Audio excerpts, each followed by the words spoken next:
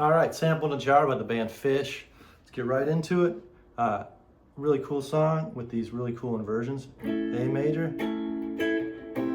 to a C major to a G major to a D major to the A to an E major to an E minor to a D major, right? So that's that whole beginning and like the whole thing.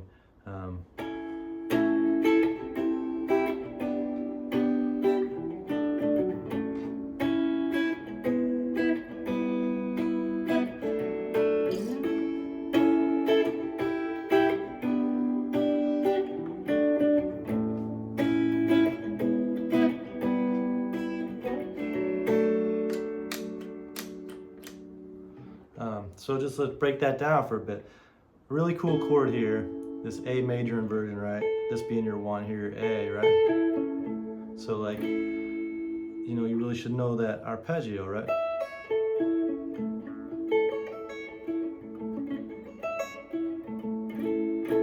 Great chord, great inversion, great arpeggio. You don't always have to have the pinky there, you know, because you got that open A. Gives it a little bit different flavor. And then jumps to here, so this is like a C major, right? Like that. But it's just sort of got that open E in there on the top. He's not really playing that open A, right? So like, instead of, I mean that A can get in there, but for the most part I'm kind of playing down there. And this is another arpeggio that I highly recommend, right?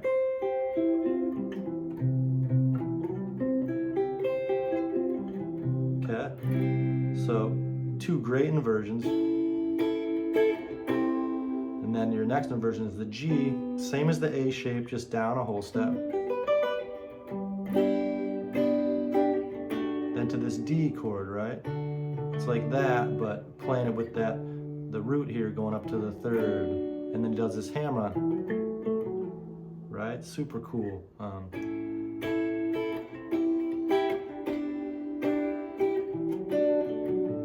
Like, and then he pulls it off to that A there, right? Open A.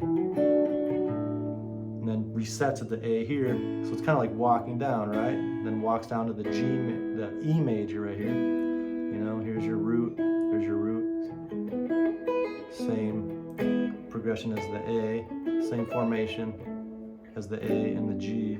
So it goes to the E, then it goes to an E minor chord here. You know, and this is another arpeggio, so going from major to minor. Just that one note there, and then major is this, and minor is this. Great arpeggio. Whoops. It's a bit of a stretch there. Whoops.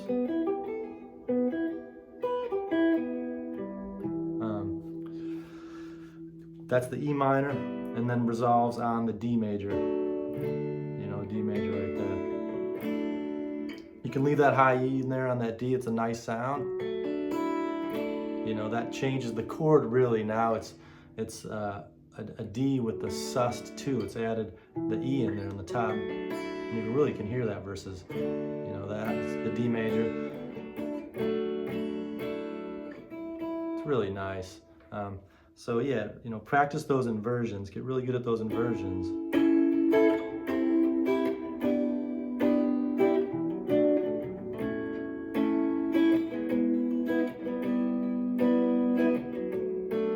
Okay. Such a beautiful song. It's an amazing chord progression there. I love how it walks down and just rings out all those open notes. I love that chord progression. So then it goes to the chorus, so it comes hanging on that D there. And I think sometimes he'll switch the pickups there to get sort of that sound. If you've got distortion on it, you can kind of hear it more going from the neck pickup to the bridge pickup and back. And then goes to an A.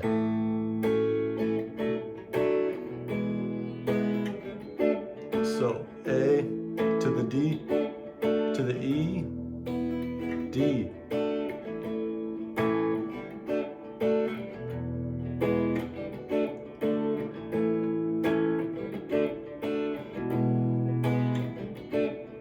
You know, that's one way to play it. I find myself when I'm singing this song live playing it up here.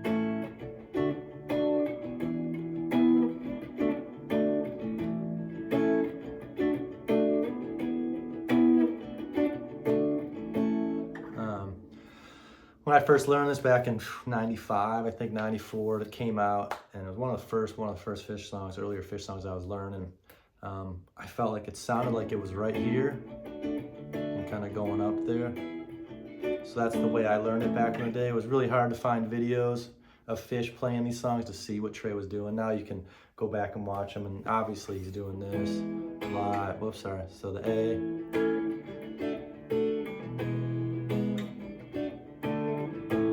So that's the chorus there, and then there's a bridge part, a quick bridge coming out of that chorus. So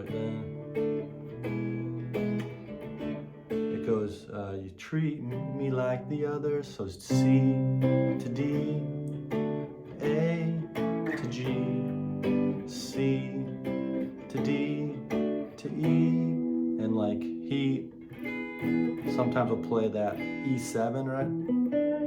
Sometimes he's just going. So the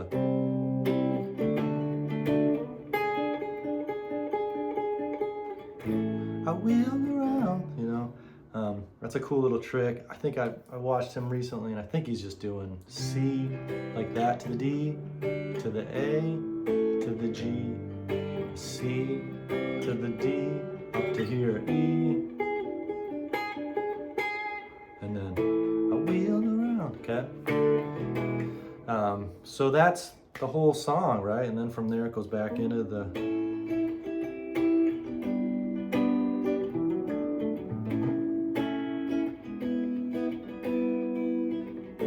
you know, for when he comes in solo, and they sing, you know, sample in a jar. It's a little low. Sample in a jar. Sample in a jar. Whoa. And then he does. So the solo just goes around those chords, right? These, and he starts with starts on that A, right? So and he's bending into the third right away. So there's your one, right? Trey does this a lot. He'll bend up to the third, and then he resolves down to the next note of the next chord of this C, right? So, and then, right, and then A.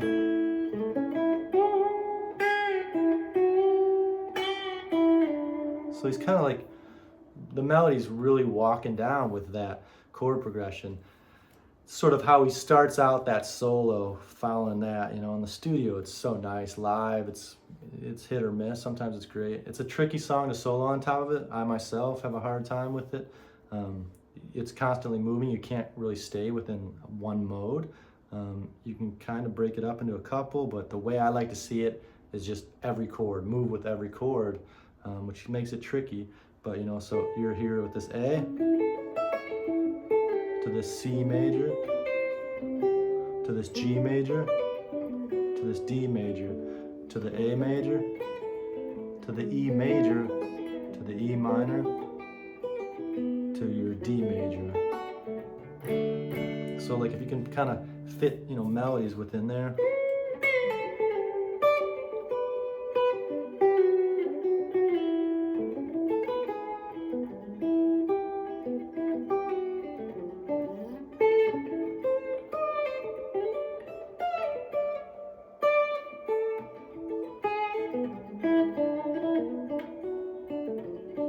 Something like that, you know. But what I find helps a lot playing this way for me is calling out the chord names that I'm just playing on top of. So it'll be like, you know, A major, C major, D major, G, or I'm sorry, D major, I missed the G there already. So like that's important that I call it the right chords, right? So you got A major, C major, G major, D major, A major, E minor, D major, A, C, G, D, A again, E minor, D.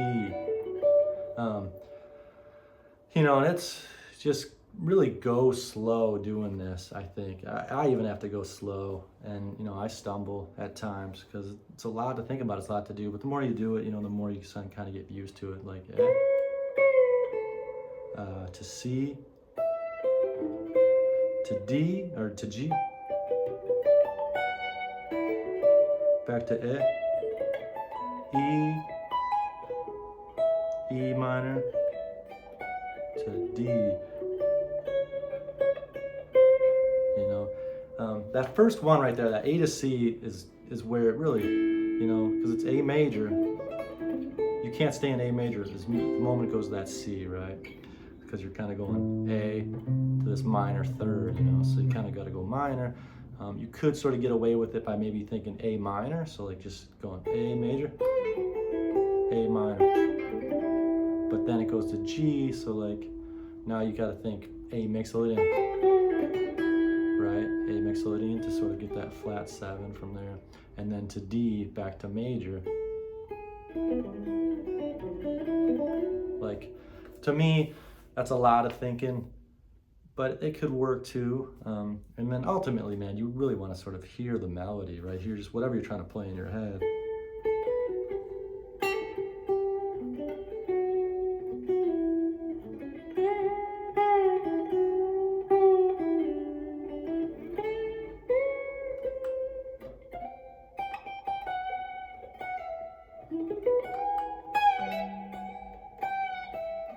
You know, something like that.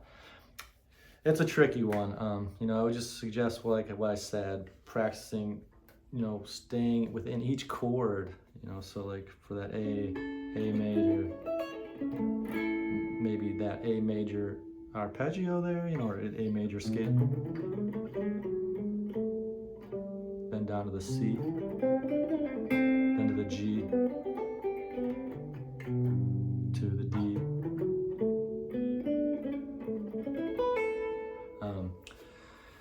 That's can kind of help me stay within the parameters, you know, so I don't hit any notes that are out, because if you miss something there, it really sticks out. You're like, ooh, that note doesn't go there because it's changing so much. So try that. TREY has a couple melodies in there that are kind of crucial or cool that you can throw in. This one.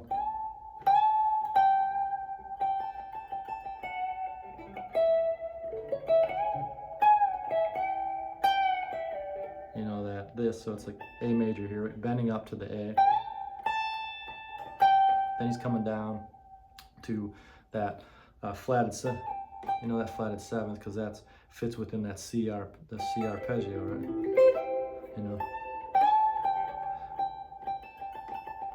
Then down to the sort of, that's the E, which fits into the D arpeggio.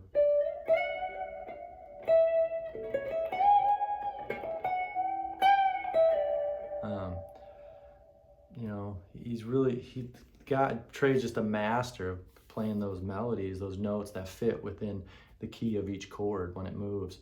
And then, so that's a cool one, right?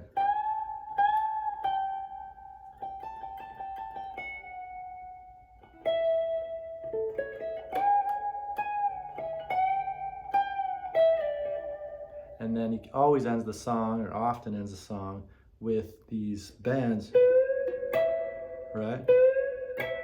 And these are tricky. So that's an A bend, right? An A major. Your A major's right here, right? So and then he's coming down to the C here, right? So he's going A, C, and then D, or no, then G, right? Or G would be here, right?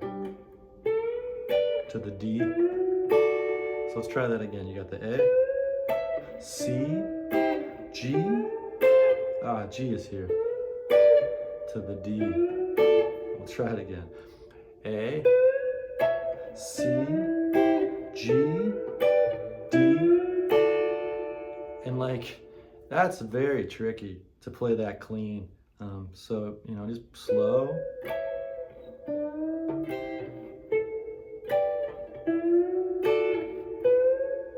So then back to the A, and then this is where from the A it goes to the E, right? So here's your E chord, so he's bending.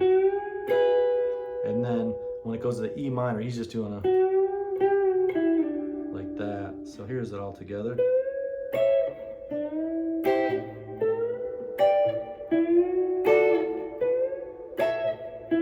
Whoops.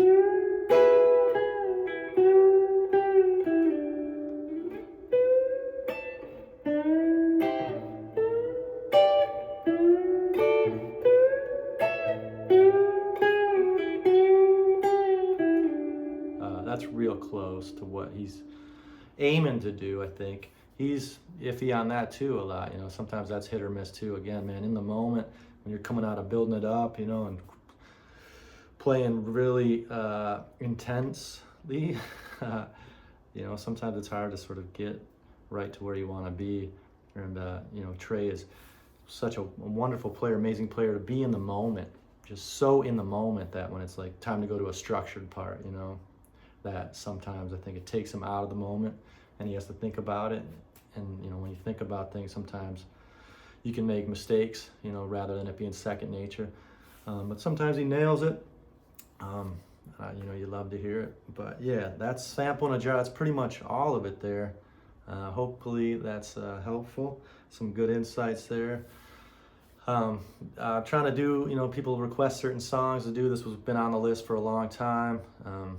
You know, I'm not that great at it, so, you know, I try to put some more time at it to learn it. It's a simple song to sort of play, but soloing on top of it fluidly and melodically is challenging. And so hopefully that helps. Yeah, keep making song requests. I'm happy to try to get to them if I know them, if I can learn them. There's a couple out there. Foam, people have been asking for Foam, which is a really tricky one that I need to put some time to and learn. But yeah, all right, well, thanks for watching, y'all. Keep in touch. Peace.